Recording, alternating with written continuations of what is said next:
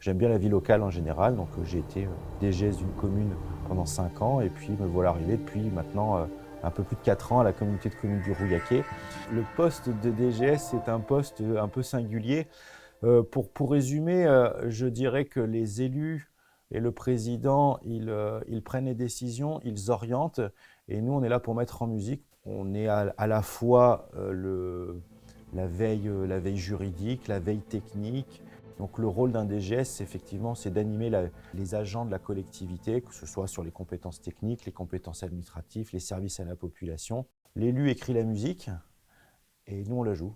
La construction des budgets, puisque la communauté de communes a 5 budgets, c'est toujours un moment fort pour la collectivité. Au départ, on a une grande ligne politique qui s'appelle un projet de territoire, où il y a les grandes orientations de la collectivité par rapport à la politique de l'eau, par rapport à la politique déchets, par rapport à la politique de l'enfance-jeunesse, par rapport à la politique culturelle, par rapport à la politique de développement économique. Donc on a des grandes lignes, des grands axes et des actions qu'il faut mettre en œuvre. Le budget 2024, c'est un budget qui est à la fois ambitieux mais également prudent. Il ressemble à celui qui a été voté en 2023, à savoir être raisonnable sur les dépenses de fonctionnement.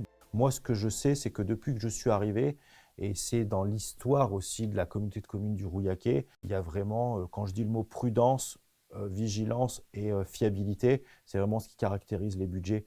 C'est plutôt une bonne chose, et pour la collectivité, mais aussi pour les usagers et les entreprises qui payent à travers leur impôt et leur fiscalité les services de la collectivité. L'impôt des ménages ne finance pas les services de la communauté de communes dans ces grandes lignes.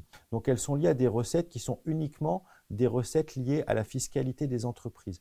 Donc le budget principal et le budget habitat sont construits comme ça. Parmi ces recettes, il y a, on va dire, il y a 3 grandes masses de recettes. Il y a la fiscalité, il y a les produits des services, à savoir lorsqu'on loue des bâtiments, c'est les loyers, et ensuite il y a les dotations d'État qui sont liées en fait au transfert de compétences qui nous permet derrière de construire le budget, puisqu'on construit le budget par rapport aux recettes qu'on a et on ne met pas les recettes par rapport aux dépenses qu'on aimerait.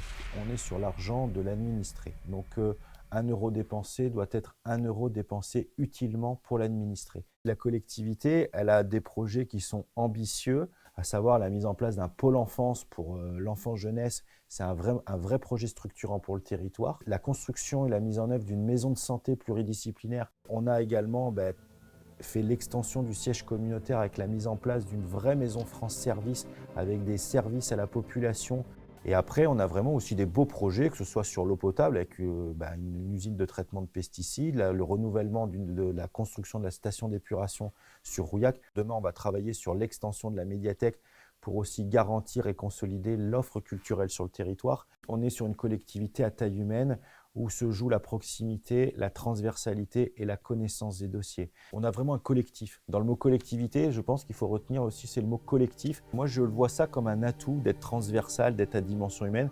On est beaucoup plus réactif, on a moins d'inertie et ça permet aussi de pouvoir être aussi un peu les pieds sur terre, quoi.